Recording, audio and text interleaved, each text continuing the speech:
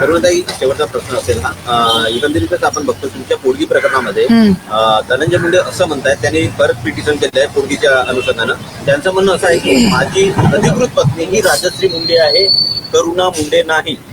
माझं लग्न झालेलं नाहीये त्याच्यासोबत. ऐका, वो अगोदर पासून पहिल्या दिवसापासून 21 मध्ये ज्या वेळी हे सगळ्यांचे लोकांच्या समोर आली आहे बात, त्यावेळेपासून तो असंच म्हणताय. पण माझ्याकडे पूर्ण पुरावे आहे, मी मीडियावरती टाकू शकतो.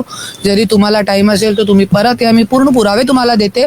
आणि धनंजय मुंडेंनी एक मानहानीचा दावा केला होता, सगळ्यांना माहिती आहे.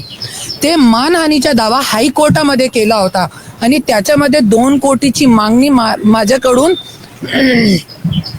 केली होती. आणि त्याच्यामध्येही एक माझ्यासोबत ते ओबेराय हॉटेलमध्ये तैलारमानी जज समोर आमच्या 5 महिने मीडिएशन चालला. त्याच्यामध्ये त्यांनी मला 50 कोटीची ऑफर दिली.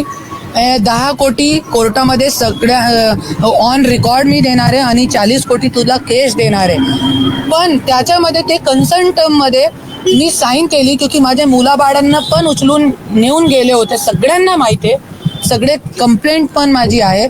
तो मुलाबाळांना आणण्यासाठी मी साईन केली होती ते कन्सर्न टर्मवरती. माझी किस्मत खूप चांगली आहे, ते कन्सर्न टर्म कोर्टामध्ये आहे. 3 कोटीची डीडी तिकडे जमा आहे. तुम्ही पूर्ण रेकॉर्ड काढू शकता, मीडियावरती देऊ शकता.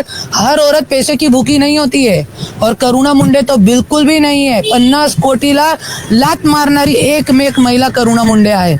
आणि त्यानंतर त्याच्यामध्ये तुम्ही डिफॉर्मेशनचा केस करताय बघा. आणि त्या केसमध्ये त्यांनी स्वतः लिहून दिलेला आहे 98 पासून आम्ही सोबत आहे, 98 पासून. आणि राजश्री त्यांच्या जीवनामध्ये कधी आली आहे? 2001 मध्ये. तो तुम्ही स्वतः बघू शकता धनंजय मुंडे किती झूट, किती खोटाळा व्यक्ती आहे. पूर्ण महाराष्ट्र बघतोय आणि पूर्ण पेपर पुरावे माझ्याकडे आहे.